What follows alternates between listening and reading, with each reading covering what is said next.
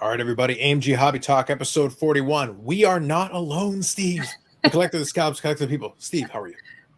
Well, like I said earlier, I'm very tired. My son flew in from Kentucky last night, and his flight didn't get here till almost 3 a.m. So hopefully Shari will do lots of talking today, and I will observe.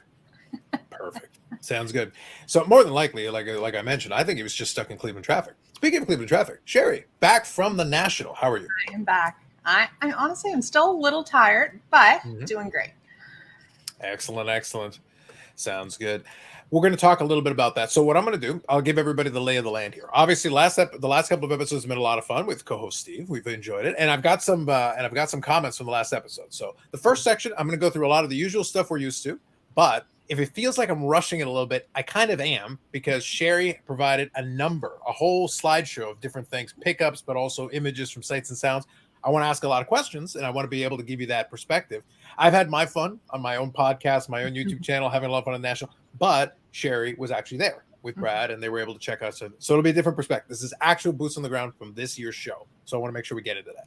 So first, real quick, what I'll do is I want to promote off the top, and I'll go through a couple different things, but I'll do them in rapid order. First one, I'll just remind everybody, you can check out the AMG Collectibles eBay store. I'll quickly show it on the screen just to remind everyone. Links are always in the description, so you can check it out there. So just a reminder, weekly auctions, so you can check it out. If you want, you can use the little save seller you can follow, and that'll be an easy way to be able to tell what's going on. Check it out, because there's a combination of old and new. So there's auctions, and then there's also stuff for buy it nows, and you can look over, and we've seen vintage, we've seen brand new stuff, new product, things that come in the store. Sometimes they wind up on here. Sometimes somebody has in the store and they want to consign it, basically, and it gets put up here. And there's different ways that the inventory gets in, but every week it gets refreshed. Sunday to Sunday, you can check out the auctions, and link is in the description. Okay, real quick as well, what I'll do is I'll also put the little scrolling ticking banner, AMG Collectibles on the Instagram, the website and everything. That is the hub where you can connect to all the different things, including the auctions that I just showed you.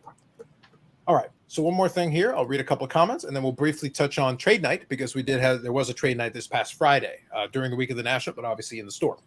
All right, so real quick, a couple of comments from the last episode. Well received, some good comments from everybody. So CC says, love the potty card.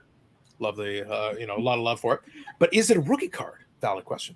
There might be, we have to see now. I can't wait to see the card in a PSA slab, but people want it, Steve. This is what the people want. Gotham Collections responded as always. Sick potty. Now, it's serious, and that he really appreciated when he didn't even mention the cents. The focus was where it needed to be on the Steve Potty card. So Rob Conway here says, now you need to convince Parker to come on the podcast. There you go. So now a call out to kind of what you were mentioning there. 99-cent card SCA here. So unfortunately, the handles are always a little weird. But anyway, Collector of the People, Barter of the Scallops, and now WPHL Hockey Legend. A lot of appreciation, Steve. A lot of appreciation. These are all comments on the video. I'm looking at it right now. Sanderson Door, I've heard of that guy. Steve is now the face of AMG. Don't get me started on who is in the other end. He is one of my biggest fans, possibly stalker. Little bit weird, just a little bit. And then, of course, last one here, Powerpuff Girls for life. Great potty card, big Cow Patties fan. There you go. We appreciated that as well. So thank you all to the comments. So these are all getting hearts. Maybe Sanderson Door not so much, but the other ones are all getting love. So we'll make sure we get the. Interested to see if my card gets a little bump in next month's Beckett. So I'll be watching for that. Yeah, we'll see if the hashtag influence is real. But yes, we do appreciate everybody checking it out, and also appreciate the engagement. If you can, leave the like button, because especially on the YouTube, because it does help bump it up and help us move forward. We did add another couple of subscribers, so we're slowly chipping our way towards our next goal. So thank you everybody for the support. Now, real quick, so Steve, I'll tab you for this one. Trade night this past week. How was it? It always goes back to traffic lately here in Halifax. The trade night starts at 5 o'clock, and when 5 o'clock rolled around, Blair and I kind of looked around and we're like, oh boy, this might be the quiet one. And especially summer, it's going to be a little quieter anyway. But like clockwork, after about 6 o'clock, they started funneling in. Probably not the largest crowd, but again, it was steady and it served its purpose. And I think there was 3 or 4 first timers there. There was 2 ladies that came in and absolutely loved it. So that's very important. We can introduce new people to the trade night and obviously to the store. And, they thought it was great because they'd never been here before. And, we have, great parking situation. It's convenient to get to, and some of the other stores, although great, might have issues, whether it's downtown parking or just logistics of getting there. So anytime we can create or find new customers, that's why we do it. And they definitely said they'd be back. So it was a success. Perfect. So like to hear that. So always good. And if you have any questions or anything related to that, you can always use the contact points, and then keep an eye because the trade nights will be going on. And like I said, the card show will be returning, but it'll be later on. And just keep an eye on the different socials, and that's how you know when the next set of them start coming forward. So real quick, I'll showcase a couple of cards, and then we'll showcase a little video. Blair was good enough to, he came out of his cave in hiding. He was able to do a little video. So I'll play it briefly. As again, the first section is going to feel a little bit rushed, but you'll see why at the end when I get into the main topic, because we've got some ground to cover. So let me go over here real quick. So I'm going to zip through a couple of these, Steve. Stop me if there's something particular you want to touch on for it, but I'll zip through a couple of these. So first, Immaculate Collection, Michael Chandler. It's got the rookie card logo on it. So these are kind of cool cards. If you're familiar with Immaculate, love the UFC product and have, the memorabilia and autograph. Love that it's on card. Always appreciate that portion of it. Then we've got a pair of Upper Deck Young Guns here. 2001 Upper Deck from Jody Shelley in a PSA 10. And then a Michael Ryder from 2000 Upper Deck, also in a PSA 10. And the reason we feature them, I guess Michael Ryder's from Newfoundland and Jody Shelley's from Yarmouth. So a couple Atlantic Canada boys. But these are also difficult to find in PSA 10 condition. I think Ryder's a Pop 3 and Shelley's a Pop 4. And I know a Ryder sold a few years ago for $1,000 as a PSA 10. Wow. Whether there's another buyer like that out there, I don't know. But, the fact that he's from Newfoundland, they tend to gobble those cards up just like an Alex Faulkner card. But, both Shelley and Ryder are tough cards to find in PSA 10. So happy to have them in the store. All right. Sounds good. Then here we've got a more recent Topps Chrome. This is Mason Wynn of the Cardinals. It is a sticker auto, but it is the red, red Mojo, and it's numbered to 5. So a low numbered autograph on this one. Then we've got a 2023 Topps Pristine Corbin Carroll autograph. This one, it looks like it is on card and looks nice with the design on the Topps Pristine. It is a Gem Mint 10 with a 10 autograph as well. So nice clean card. Then here we got a little basketball. We got Scotty Barnes from National Treasures. Autograph patch and jersey. So we've got a little bit of a combo there. Then we got a Paul Skeens here. Now this was kind of interesting. This is a Paul Skeens. It looks like this is from this is from Bowman. I can see the logo there in the corner. This is kind of an interesting card. I guess it's an insert. I wasn't familiar with this one. Looks like a stained glass kind of thing going on. Yeah, and it was a variation. I can't remember what the variation was, but it sold immediately because, of course, he's probably the hottest player in the majors right now, so it didn't last long. I was going to say, I had somebody message the other day asking if we had any of those, and I was like, no, we don't. Yeah.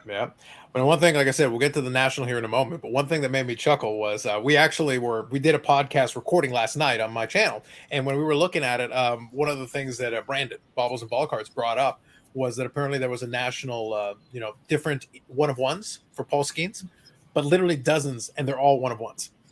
And they've got all various designs and backgrounds on it. But there was like Paul Skeens mania with a lot of those one-of-ones. I was like, it's like Shari, you guys should have gotten like dozens of Paul Skeens. There were so many. There's like dozens of them on eBay right now as we speak. And they're all one-of-ones. It's fantastic. Yeah.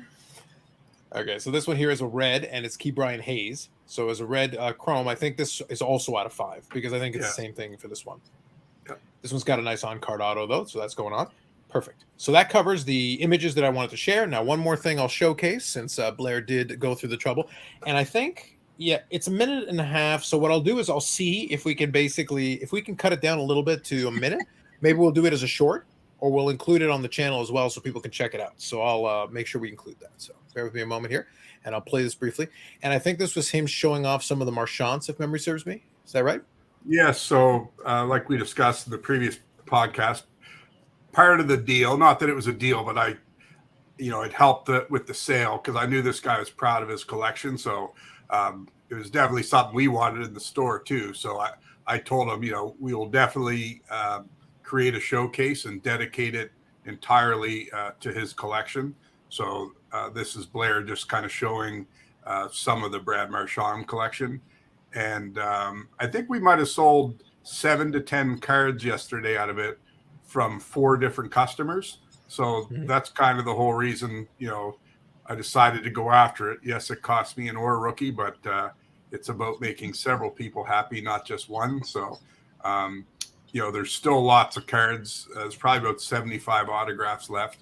And like I said, price ranges anywhere, from $1 to several $100s. But yeah, kind of neat to have in the store. And, we like to rotate our showcases and keep it fresh. So definitely something for, customers to come in and take a look at. See, that's how excited they are. They're calling in even while we're doing the podcast.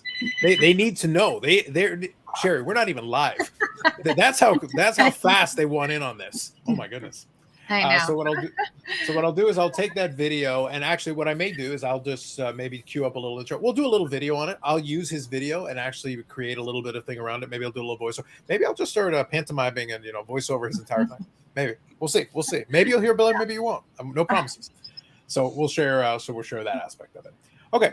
So what I wanted to do is I wanted to take a fair bit of time because there's a lot of ground that we can cover here. So as I mentioned, Shari and Brad went down to the National.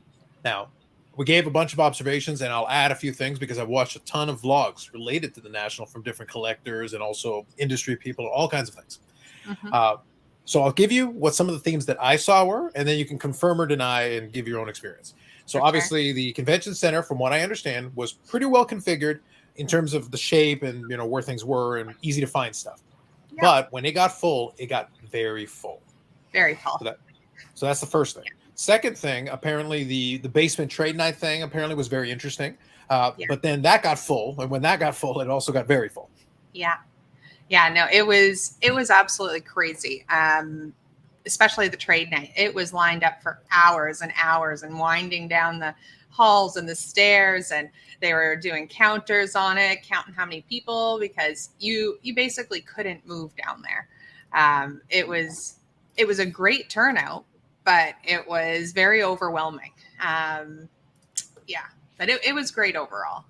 Yeah, that's just a little snippet of it, but right from the front to the back, it was crazy.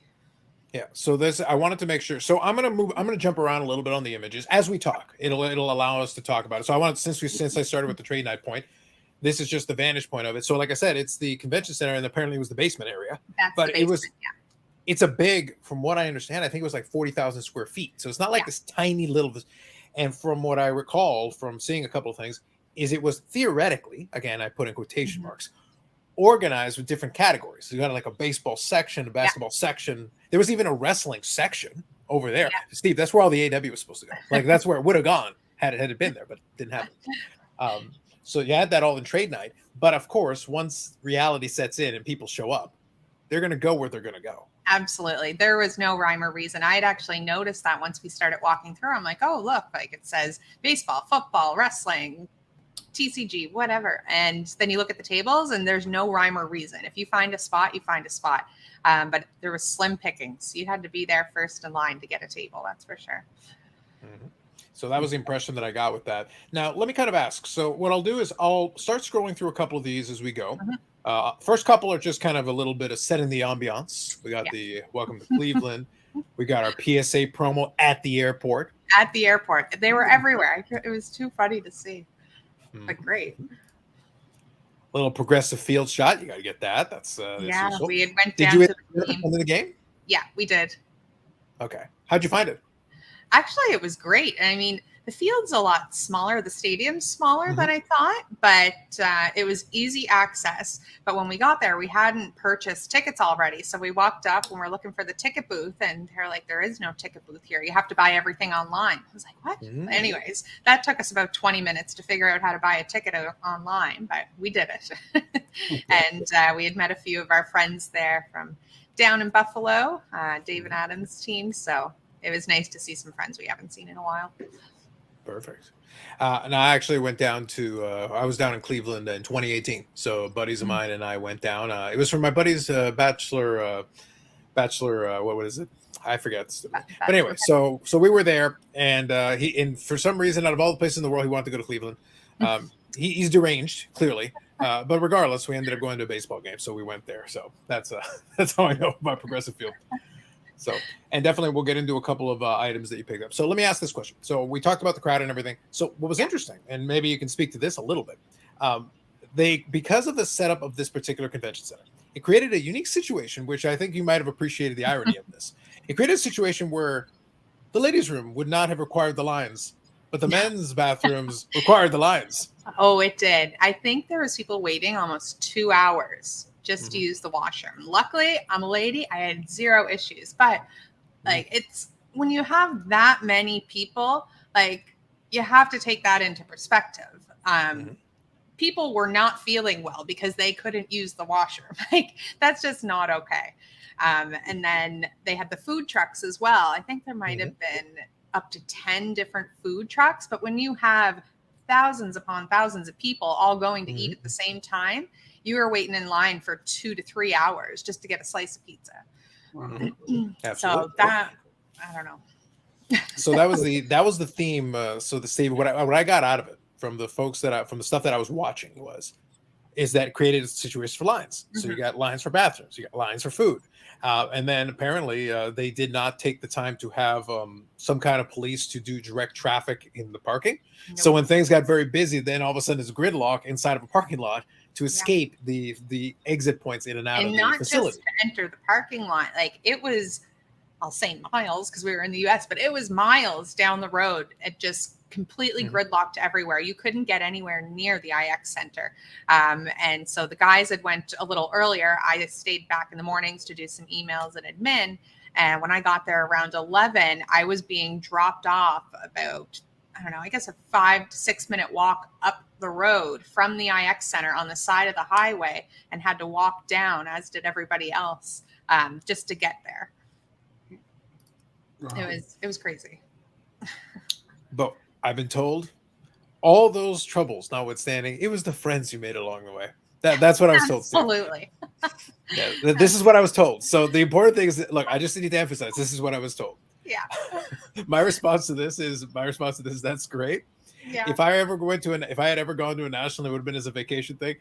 I don't like being irritated in my vacations. That's me. But to each their own. Bless you all. Bless you all. Oh yeah, you definitely had to have some patience. But if you had some patience, then it wasn't too bad. But you could easily see where some frustrations came from.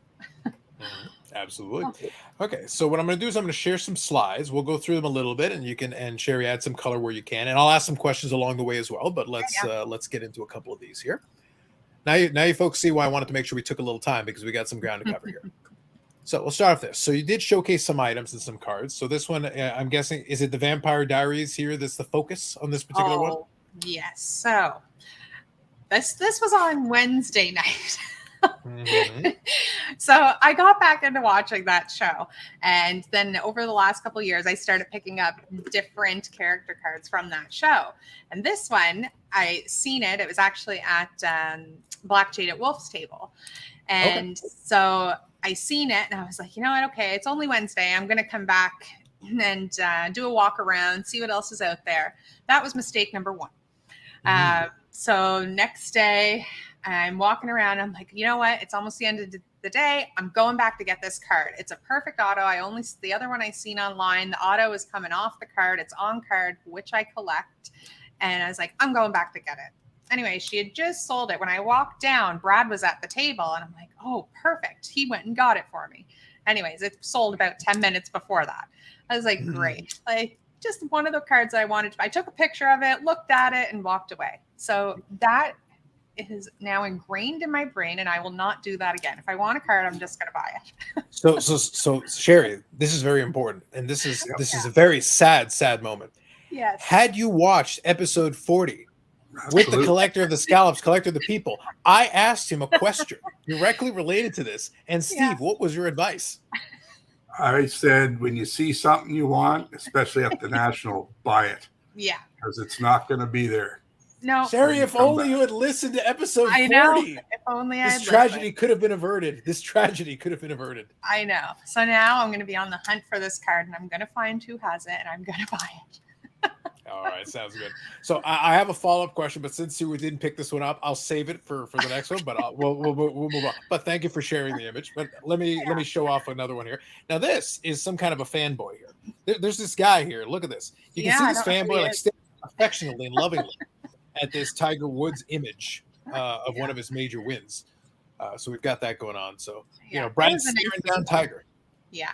There was actually another one next to it. I didn't send you the picture, but I've never seen it. And they had some volleyball pictures. I was an avid volleyball player for many, many years, and Okay. I'd never seen Upper Deck display volleyball photos. They were nice, Mhm. but it was just nice to see something different in there.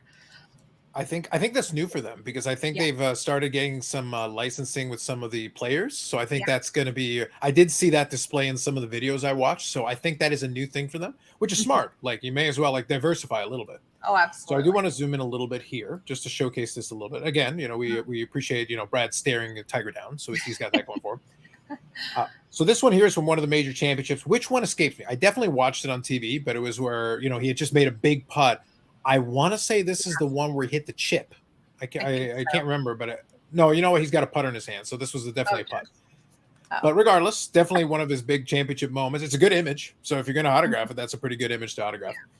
But also showcase, obviously, they've got their thing with the show with Upper Deck Authenticated. This Justin Thomas actually looks really good. Like It's the autograph really on this, Yeah. it looks really crisp. I like that. And then you've got another one here. So you've got some really cool. So the Upper Deck Authenticated. So I'll just say this personally. The Upper Deck Authenticated images and stuff they use is really good looking, but really pricey. They are And some of pretty- that stuff is like, that's a bit. I've seen items where like, look, and Steve, they even have AEW stuff. But then I go look and it's like, well, you need to just remove a zero at the end of that. You just need to like shift it over a column and maybe it'll work a little better. Yeah, it really is gorgeous. But yes, it is pricey. But I guess you get what you pay for. I think. Mhm. But we brought a Steph Curry, one of those show pieces home from the last Toronto show, and I think we have 4 or 5 in the store of different players, and they are beautiful, and it just takes that special collector that will appreciate it and has a nice place on their wall for it. Yeah, it is, and they are truly frame worthy. Like they deserve the framing treatment on that they have on those, and they look really good. So here is a booth here for rare sports films. Now I've seen similar booths to this. I'm not too familiar with these guys, but it sounds to me like they digitally restore, put it into some kind of like old games and things like that. Yeah, honestly, I was just that was when he came into the entrance and went to the hall on the left. He was kind of right there. I just thought it was so neat, and it was just a nice little setup. Absolutely. So I just want to zoom in a little bit just to showcase a little bit of what's going on there. And it also gives you a little background there. You can see some of the stuff going on in the show over here. And you can look and see the digital difference. And I also appreciate that it says noise. Yeah. So it's the details. It's the little details, So we got that going for us. All right, so cool. Let's look at the next item here. So we got a lot of pop culture. So you're going to see a lot of pop culture items here. So you got a Walt Disney kind of sketch to go along with the autograph and a couple of those. And I appreciate that you got 2 different Mickey Mouse sketches to go along with the Walt Disney autographs. I just thought they were great. Absolutely. The selection of, there was a lot of non-sport, I guess, and like pop culture and vintage. The Pokemon selection was almost at a 0.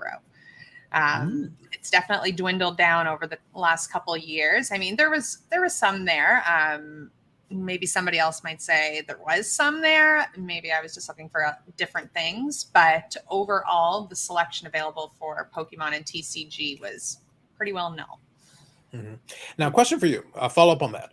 Do you think that part of that might have had to do with some of the issues with the show floor, there being less square footage? So some dealers that might have been there, say last year, there were less dealers. So one of the observations I heard was that for some of them, again, every time you hear a ratio or a percentage, it's somebody's observation. Nobody's sitting there doing a head count. But if you do a head count, maybe you'll get a different answer.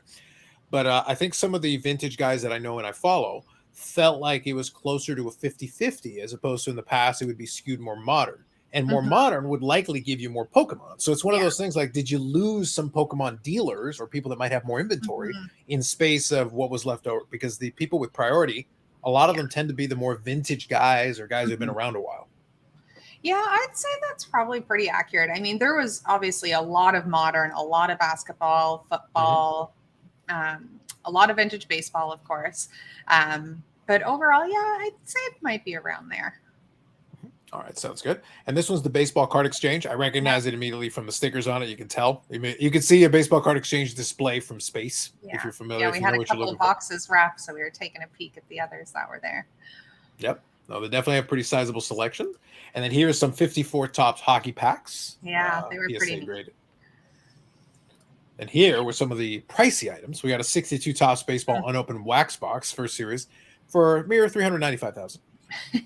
US. I actually saw a TikTok video. I guess I can believe it. That actually sold. Steve with the TikToks. Go on. Yeah. Oh, really?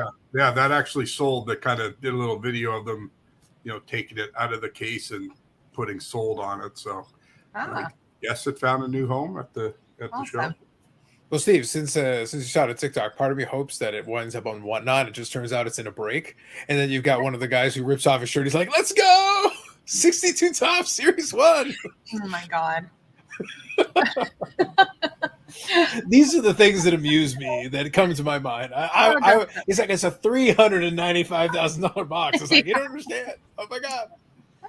But they definitely had some great items, like stuff for everybody to see was nice.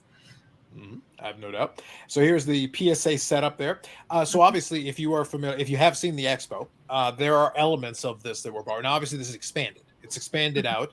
There was like a team store section, which you can see kind of over there on the side. The front, the front kind of signage, and then the sections there, the intake and all that is very similar to kind of what was going on expo-wise, but expanded. So we've definitely got elements of that. So if you're familiar with one, you're familiar with the other. Now, what I'll be curious about is if some more of this gets incorporated into the fall version. That'll be interesting to see because obviously they had a good space last time, and I expect they'll get a good space again. But the space on the floor here for this was pretty big. It was, yeah. There's a lot of different elements. Like you can see there, they had all their podcasting equipment. So that was the podcast room with the meeting up top on the roof.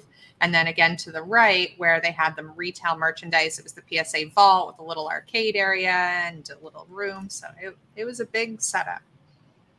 Absolutely. So worst case scenario though, and I think Steve will agree with this. Worst case scenario, at the Fall Expo, we could just get like Brad like a phone booth.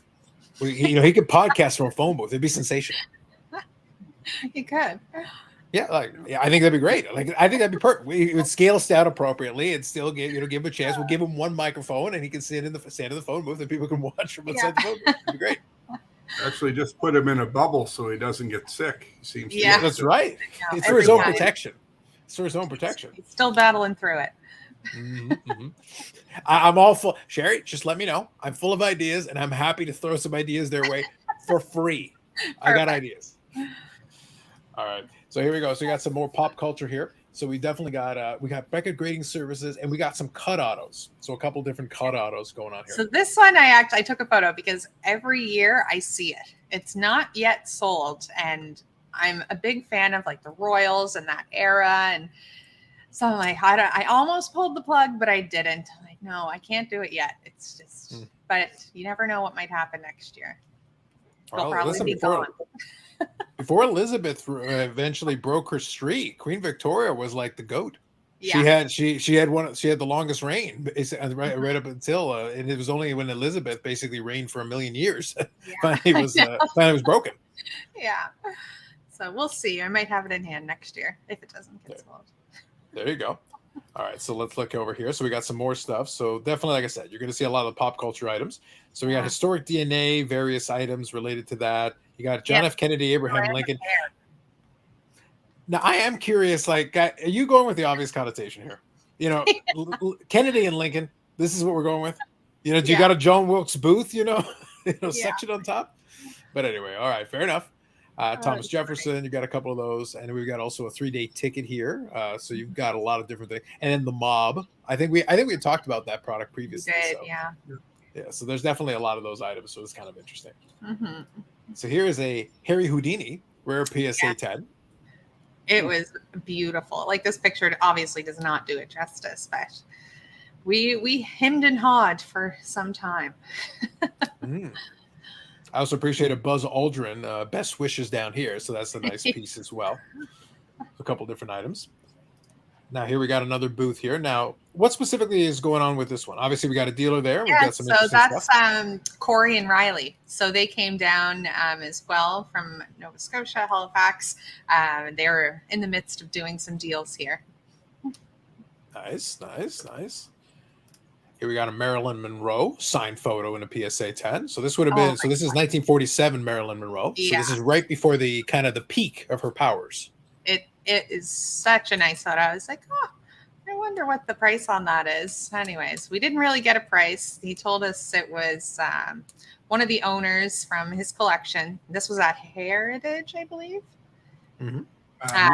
Like Mile High. Oh, sorry, Memory Lane. Sorry. He showed me a couple of other ones that I was interested in, but this one, it was just absolutely perfect. Very nice, very nice. Scroll here. So this was the image we showed earlier of trade night. So it gave you one vantage point. There's definitely been a lot of vlogs on it. So if you get a chance, check out some of the vlogs for trade night, because it'll give you. Even Jeff Wilson did a live from trade night, which was quite the logistical issue. Actually, quick question on this. This reminds me. How was your Wi-Fi or cell service? Oh God, yeah, that was non-existent. Mm-hmm. The first, Wednesday, it wasn't too bad. And there was a free Wi-Fi you could connect to. By the morning of day 2, it was pretty well non-existent, and there was no cell service at all. So as you can imagine, people trying to, my favorite word of the week, comps, you couldn't get them. So it really put a damper on some people, because you're not able to get service. I was trying to call Corey. I was looking at a card. I'm like, okay, I need to call Corey and check on this one. Can't get through. So, and you can't just go find somebody. Like there's thousands of people. Like it was kind of horrendous, to say the least. That's definitely something that has to be looked at. Not at that show, but even the Toronto show, like the Wi-Fi there, and you pay an arm and a leg. And there was actually I think it was the Whatnot booth. Was it Whatnot? Or no, sorry, 130 Point. They had just launched their app. And so they were trying to get Wi-Fi connection. This is just from what I've heard. And they weren't able to. So everything just crashed on them. Like these things, in this day and age, it shouldn't happen. So, I agree. Anyways, that could be a whole conversation itself. Yeah. Oh no, it's nerve-wracking. And like I say, when we do the Toronto show, I have many anxious moments when people walk up with higher dollar items, because if I can't find comps on it or even information on it, sometimes, I don't want to let the item walk, but I also don't want to, overpay for it or even underpay for it. So yeah, it definitely makes it tough, because just the hobby's changed, and where it was the vintage stuff, the price was kind of set in stone. Now this stuff fluctuates so much. It's one of the most important things, you need to run a successful card show. But even still, even if you came off the Wi-Fi, my phone just said SOS the whole time I was in the building, like zero cell reception at all. Yeah, like absolutely. So one thing I'll touch on.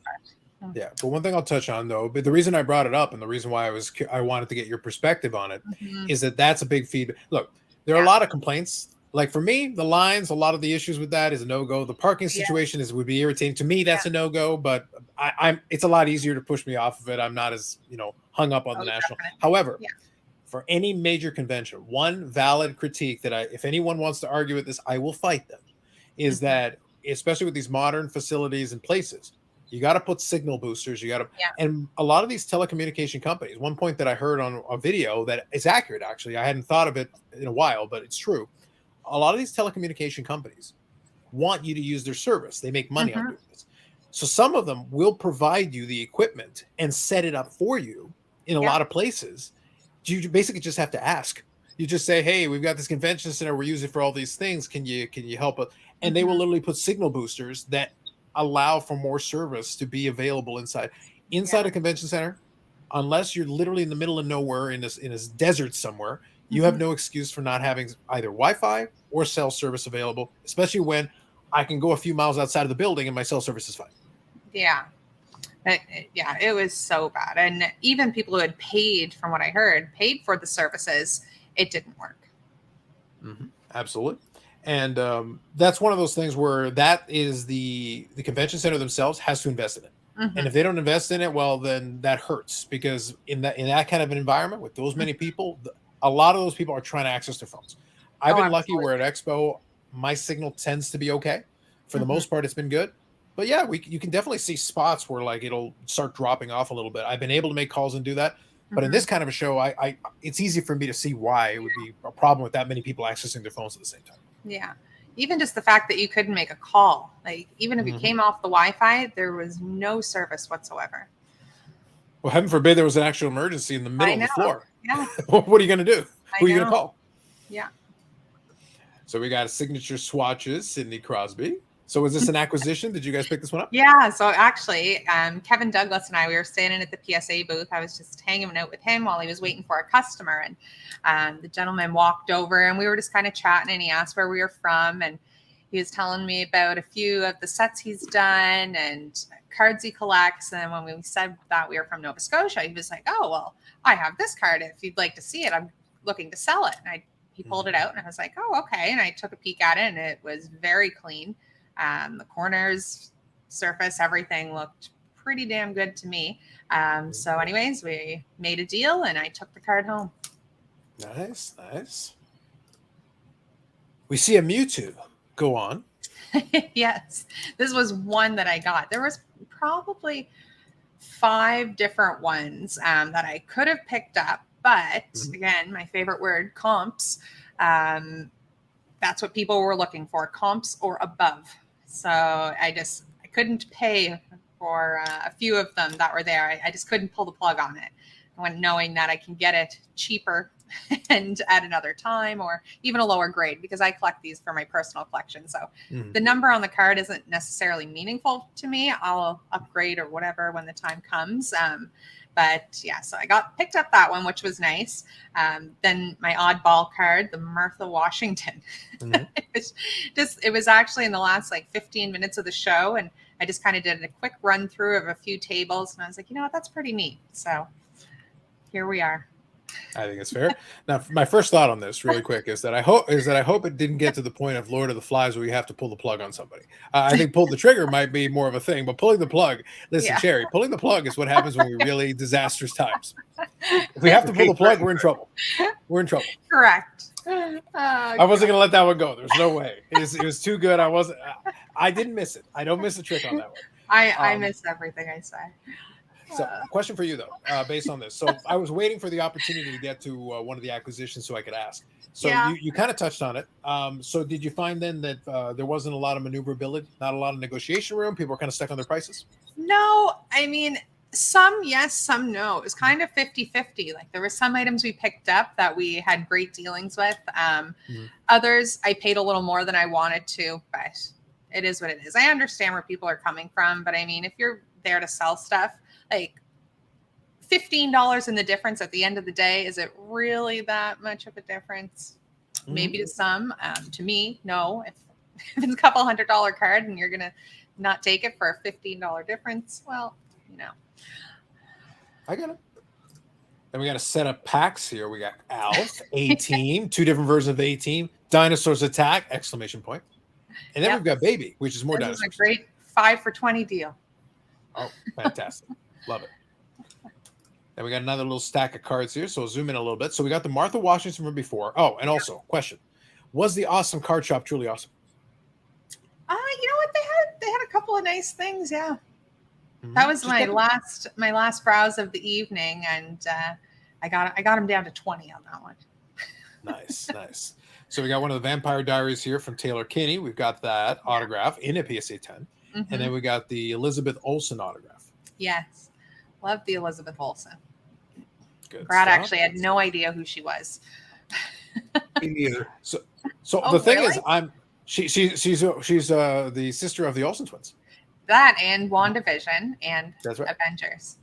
Yeah, but she's an actress in her own right, and she's been in a lot of things. What I will say is, I'm not a big Marvel guy, but I did watch a little bit of WandaVision, and I thought that was well done. So did I. I agree. Yeah. So she was very good in it, and that was basically a feature for her to get more screen time and really be able to like be her own character in there, because it's centered around her character. And they'll be able to play off that. They've already got a spin-off show that they're doing based Mm-hmm. off of the strength of the success of that one season. Yeah. All right, so we got some more oddballs here, some more non-sport. So we Yeah. got the infamous Walt Disney card, the Will Cigarettes Walt Disney. Got to have that. Yeah. We got an Albert Einstein here. We got that going on. And this is it's a Grease card from the Grease. So we got a John Travolta Grease card. Pop 2 is what it says, so fair enough. I'll take it as word. Floyd Patterson and a Bruce Springsteen. Yeah. So we decided we're going to venture in our little on-card autos / summer sticker autos, because some don't have on-card autos, of course. So now we're going into the first card or the rookie card. So the Walt Disney one was obviously my favorite one. So we're going to add these to our collection. Now there is actually a first Mickey Mouse card before this Walt Disney one. But this is the first one with Walt Disney. Yeah, buddy of mine, Jay, actually is very much into this world. So maybe if you guys are getting into that, I may connect you guys, because he literally deals in this stuff. Like, he's very into it. So he'd be a good resource because he knows his stuff. He literally will set up at Dallas and some shows, and he's got a ton of this stuff. Stuff exactly like this. Yeah.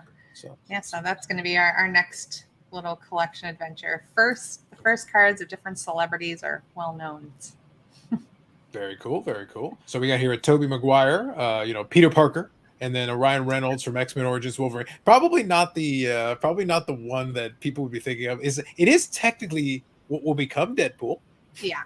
Not exactly the same, but yes. No. So we kind of hemmed and hawed about it just because it says Wolverine on it, but it was the first one. So, and it is on card. So Brad came back to it a couple of times, and after learning my lesson, we decided pull the trigger. I don't think either one of them watched the podcast last week, Carlos. It's so much sadness. It's so much sad. Like we if only someone could have foreseen on episode 40 and tried to help the people. We tried. So it was the only one in the show, and it is now in our possession. Perfect. Now, I do feel bad for the families because clearly both of these gentlemen had a stroke. These signatures, I got questions. Like, what happened? Are a little, but we got them. There is an R in the Ryan Reynolds, or at least it looks like an R. So there is a thing there. All right, and then of course we gotta have the Kardashians. Absolutely. Well, as we all know, the last national in Chicago, I got my Kim K card. And then to see this, obviously the picture itself isn't what I was going for. This is from Chloe's wedding to Lamar, which we all know how that turned out. But the fact that all three of them are on the same photo, that's what got me. So it is now in my possession. It was actually funny. So the gentleman that had them, he had a bunch of different stuff. Brad picked up, I forget which one Brad picked up from the same guy, but on the back of it, there's a little label that he uses to identify, and let's just say it's a 4-letter word that isn't nice, and it says blank photo. I'll let your imagination run with that. There you go. That is the thing. Yeah. So is this one that so it's like an 8x10 photo basically? Yeah, it's an 8x10 photo. Yeah. I mean, I wish Courtney's signature was also in blue, but she's in there. Yeah. Is this a case where you would get that graded and encapsulated, or is the thing that you're just going to leave it as is? As a photo? No, I'll probably get it encapsulated. Yeah, it is authenticated, but okay. Oh, that sounds good. Yeah. So that concludes our slideshow of items. So thank you, Shari. A lovely group of items, a very interesting and eclectic group of items, and we also were able to get some images and things. So that was a pretty good recap. Okay, so let me ask this, because right now, timing wise, we're almost on point here. So let me make sure that we can get Steve out to do his Collect of the Scalloping and Collect of the Peopling. Blair just walked in, so we're good. Perfect. So let me make sure I get you both out on this.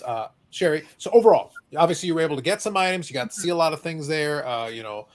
Brad still might be walking from Cleveland to this very day in traffic. He might be stuck. Who knows? It's hard to say. But he's out there. If you find Brad, he will. He's got some Alex Manoah's futures that he wants to sell you, and it'll be fantastic.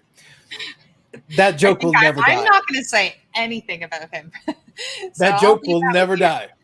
That joke will never die. Never die. Anyway, so overall impressions, though. So obviously there were the challenges, the issues. We touched on those. But you were able to find some things, and you were able to hang out with folks and have experiences. So what's your overall takeaway on the show? I mean, it was enjoyable. Of course, we get to see friends and other dealers, etc., that we don't see often. So that's a plus. I mean, I would have liked to have done some lives and some videos, which I was planning to do, but as we all know, I couldn't get any service, so I wasn't able to do that, unfortunately. Luckily, I was able to snag some photos and do that. Overall, I mean, I enjoyed myself. Yes, it was busy. It was hectic. I hope it's in Chicago next year. It will be for the next 3. For the next 3 are in Chicago. Yeah. Gotcha. I thought it was, but I wasn't sure. So it'll be nice to go back to Chicago. But yeah, I don't know. It was great. The hesitation really sells it. That's been my favorite part of this whole thing. I was glad to get home. There you go. All right, so let me ask one more question then. So based on kind of your comment there, so do you think that so if they make some improvements and learn lessons, should they go back to Cleveland, or is that something where they should look at Chicago and some other locations? I think Chicago and other locations would be best.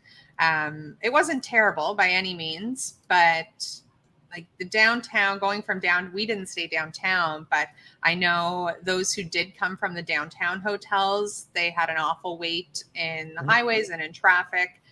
We were kind of right next to the airport, but again, the hotel situations, they were fully booked. I'd prefer a few other hotels that are not available within those areas. So yeah, I mean, overall, it was a great experience. See you next year, Chicago. All right, sounds good. So yeah, we'll have to see, because it sounds to me, the overall takeaway that I got out of this, Steve, is that from a lot of it, it feels like the size and the amount of people now with these shows has outgrown a lot of the conventional, because that convention center under normal circumstances, I think a normal load would probably have been fine. Yeah. It's just, it was too much for what they actually were trying to do. Absolutely. Yeah, that's a little surprising, because I don't know, I probably did 3 to 5 nationals in Cleveland, and I always thought, the venue was just right. So it just shows how much it's grown, and it sounds almost like it was a severe issue, especially the traffic things. I mean, you don't want people to be in a miserable mood, when they're going there. Kind of like going to Disney World. I never understood it's supposed to be the happiest place on earth, and then I look around and everyone's miserable waiting in line. So it's the same thing at the National. So Chicago definitely, has the space. They have extra halls too. So that's the only thing, in my opinion. Yes, the choppiness of Chicago versus it just being open, kind of 2 hall separation. In Cleveland, that would be the only difference. That was a good thing, but also not at the same time. So Chicago just has room to grow. If providing the space is available, they can move it to this hall, that hall, and have the main hall. But it sounds like, because Cleveland that's a good size facility that they have there. So, but when you're having trouble, whether it's the bathrooms, things like that, that's a major issue. Which it was nice while Shari was away, because I had the staff bathroom to myself. So, it was nice. See, it all offsets itself. And nature heals itself. Now we know. But thank you, Shari. Appreciate you giving some insights from your perspective, and it was good to kind of get a little bit of a contrast to kind of see. And in this case, I've had a lot of fun talking about it, but obviously I wasn't there, so I can't speak to it from that end. So it's nice to actually talk with some people that were actually on the ground and give us a different perspective on it. For sure. Perfect. So I think we'll wrap it up with that. So we'll let the team get off and running. So thank everybody for checking out this episode. If you got any questions or comments, feel free to engage in the comments section. We do appreciate the comments and engagement. Give the like, because we want to start promoting these videos a little bit more and slowly creep our way back up. Subscribe if you haven't already. And the other aspect of it is that you can also use the contact points. If it is something more urgent, or you have a more direct question, you want to find out new product coming in or anything like that, use the contact points and reach out directly to the store. That would be the best way for you to get a quicker response. Otherwise, if it's something that isn't too crazy or time delayed, we can always address it on the next episode. So for Shari, fresh from the National and back from adventures in no Wi-Fi, no Sellville. We got that going on. Back from Cleveland traffic. And Steve, collector of the scallops, collector of the people, and minor hockey legend. Now you all know. Episode 41 of AMG. We thank you for checking this one out, and we will catch you in the next one.